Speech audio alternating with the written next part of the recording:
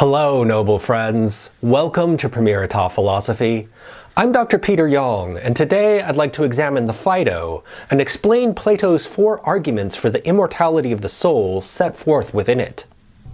The soul and its salvation are central to various systems of religion and esoteric philosophy. Yet, despite its centrality, the doctrine of the immortality of the soul is often implicitly assumed rather than explicitly argued for.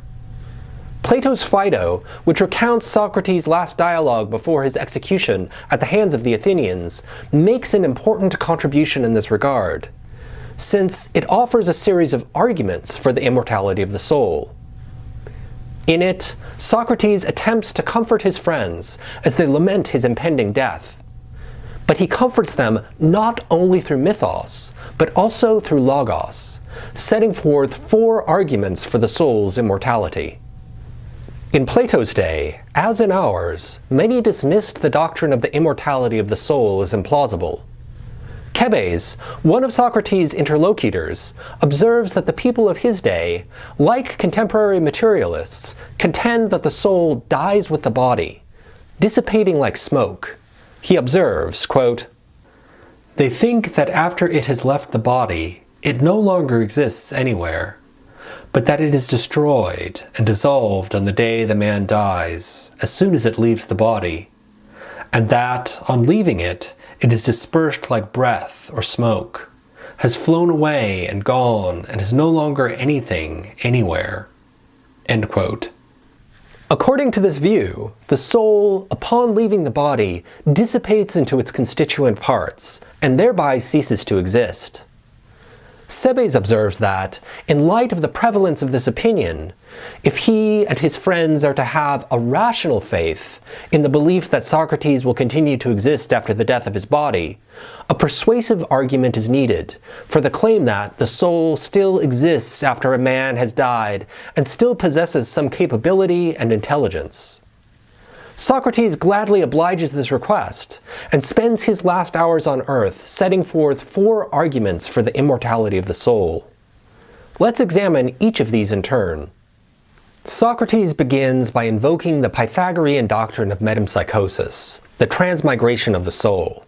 He notes that, quote, "We recall an ancient theory that souls arriving there from here, and then again that they arrive here and are born here from the dead." End quote. On this Pythagorean view, souls go to Hades after death, and then reincarnate in new bodies. Socrates then points out that if this story were true, then it would entail that the soul continues to exist after the death of the body. For they could not come back, i.e. be reincarnated, if they did not exist. If each new life is a reincarnation of a soul from Hades, then souls must be able to exist after the death of particular bodies. Yet, this argument would remain unconvincing to those who do not already believe in reincarnation. Socrates thus attempts to provide an argument for such a view. He observes that when we look to the world of becoming, we see that things come to be from their opposites. Consider the case of the acceleration of my car as I drive it on the highway. As it enters the highway, my car is traveling slowly. But after I have entered it, I press the gas and the car accelerates and moves quickly. At this point, my car has become fast. But before it was so, it was slow. Conversely, consider what happens when my car decelerates. As I exit the highway and hit the brakes, my car slows down. My car has come to be slow, but this state of being slow was preceded by one of being fast. Or again, consider the case of large and small. A tree might be large, but before it was large, it was first a small seed. And if the tree was to be torn apart in a storm and become small as a result, its being small would be preceded by being large. Thus, when we examine the world of becoming, it looks as if things come from their opposites. Quote, "For all things which come to be, these things come to be from their opposites, if they have such." End quote. Indeed, when we look at the world of nature, we see that it is governed by cycles of opposing processes. Between each pair of opposites, there are two processes, from the one to the other, and then again from the other to the first. For example, night follows day, and day follows night. Or again, sleep follows waking, and waking follows sleep. Socrates argues that if nature were not arranged by such circular processes, but as a straight line, it would terminate in a single state.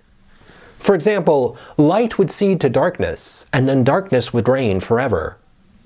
But this is not what we experience in nature. Quote, "If the two processes of becoming did not always balance each other, as if they were always going round in a circle, but generation proceeded from one point to its opposite in a straight line, and it did not turn back again to the other opposite, or take any turning, do you realize that all things would ultimately be in the same state, be affected in the same way, and cease to become?"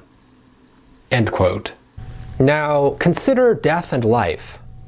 These are opposites, and are governed by the processes of dying and coming to life. But this means that dying must always be followed by coming to life. And in this manner, we have a picture of the natural world that comports with the Pythagorean doctrine of metempsychosis. If coming to life is a coming to life again from a state of being dead, then people must be able to continue to exist after death. Socrates' second argument turns on the Platonic doctrine of recollection. According to Plato, all knowledge is a remembering of the invisible realm of the forms. Socrates defines ordinary recollection as follows, quote, "A mind recollects when it sees or hears or in some other way perceives one thing, and not only knows that thing, but also thinks of another thing of which the knowledge is not the same, but different." End quote. For example, one might hear the music of a lyre and come to know it as such. But if one was accustomed to listening to the lyre with one's old lover, then the music might also call to mind that old love. The music, given that it is a series of notes and not a human being, does not resemble the lover, yet it still suffices to call him or her to mind. In this manner, one recollects one's lost love through the music. Now, on the Platonic view, all real knowledge gained from the sensible world involves such recollection. Though Plato discusses this doctrine more thoroughly in the Meno, he nonetheless offers a couple of brief arguments here.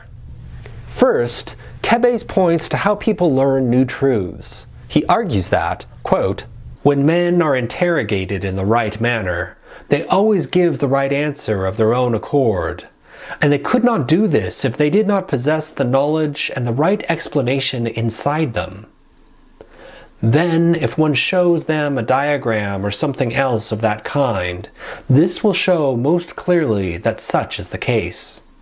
End quote. For example, one might be untrained in geometry, but, if questioned in the right manner, come to discover geometrical truths that he or she, in some sense, knew all along. The seeing the diagram is not the same thing as the knowledge of the geometrical truth, but it nonetheless calls it to mind in recollection. Second, Socrates offers an argument from the deficiencies of empirical cognition. We might, for example, look at a couple of sticks and see that they are equal, and thereby bring to mind the form of equality. As empirical objects, the sticks are not truly equal, having slightly different lengths and weights. Yet, these sticks still suffice to call to mind the form of equality. And this calling to mind, claims Socrates, is a recollection. Indeed, we might forego the aspect of comparison between two objects and make a similar argument from considering singular objects. I might, for instance, attempt to draw an equilateral triangle and see that it is defective. But in seeing that this is a defective instance of a triangle, I need to have the perfect form of triangle in mind in order to make the comparison. So, seeing the defective triangle allows me to recall the perfect form of the triangle. After offering some brief arguments for the doctrine of recollection, Socrates goes on to use it to argue for the claim that the soul can survive the death of the body. For if all true knowledge is recollection of the forms, then we must have been previously acquainted with them. Furthermore, since the forms are invisible and immaterial, we must have been acquainted with them while we were ourselves existing in such a state. Thus, since we have previously existed in a non-corporeal state, we do not necessarily perish with our bodies. Socrates' third argument appeals to the Platonic distinction between the visible world of matter and the invisible world of the forms. Socrates observes that we must ask ourselves, quote, "What kind of thing is likely to be scattered? On behalf of what kind of thing should one fear this? And for what kind of thing should one not fear it? We then should examine to which class the soul belongs, and, as a result, either fear for the soul or be of good cheer." End quote. Socrates argues that when we examine what is scattered and destroyed, we see that it is physically composite. Composite things, because they are composed of various parts, can be destroyed by separating those parts. A sandcastle, for example, is made of many grains of sand. So, when the tide comes in and separates its constituent parts, the sandcastle itself is destroyed. It thus seems that what is composite and compound by nature is liable to be split up into its component parts. And, conversely, that which is non-composite is not likely to be split up. If something has no physical parts, it cannot be broken down and destroyed in this manner. Now, given the Platonic distinction between the invisible world of forms and the visible world of material objects, it is clear which of these is likely to have physical parts and thus be likely to be destroyed. Material objects are composed of physical parts, which change with time, thus coming into and out of existence. The realm of forms, in contrast, remains eternally as it is. Quote, "The forms are ever the same and in the same state. The equal itself, the beautiful itself, each thing in itself and the real are never affected by any change whatever. Each of them, being uniform by itself, remain the same and never in any way tolerate any change whatever." End quote. Since we are composed of both body and soul, we must inquire into what kinds of realities they are akin to. Is the body more like the sensible world of matter or the invisible world of forms? And which is the soul akin to? Socrates and his interlocutors think the answer is obvious. The body is akin to the visible world. You can see your body. It changes and comes into and out of existence. The soul, on the other hand, is akin to the invisible, since you cannot observe it with your physical senses. And there is a further parallel between the soul and the invisible world in that both involve normative rule. The gods in the invisible realm should rule the visible world, and the soul should rule the body. Hence, quote, "The soul is most like the divine, deathless, intelligible, uniform, indissoluble, always the same as itself, whereas the body is most like that which is human, mortal, multiform, unintelligible, soluble, and never consistently the same. And thus, it is natural for the body to dissolve easily, and for the soul to be altogether indissoluble, or nearly so." End quote. Socrates' final argument is grounded in the exclusion relations between forms. Whereas the realm of becoming is governed by a cyclical process where opposites are generated from opposites, for example, day coming from night and night coming from day, the realm of being is governed by exclusion relations. Every form is what it is and necessarily excludes its opposite. We can think of this as a kind of metaphysical correlate to the principle of non-contradiction. The logical principle of non-contradiction maintains that it is not the case that A and not A. We cannot assert both A and not A at the same time and in the same respect. And we can think of this logical principle as being grounded in the property of A itself. Being A excludes all that is not A. Consider, for example, the properties of hot and cold. Hot, by its very nature, excludes the cold, and cold, the hot. Nothing will be both cold and hot at the same time and in the same respect. If something is hot, then it will, insofar as it is hot, never admit the cold. It will either flee and retreat whenever its opposite, the cold, approaches, or is destroyed by its approach.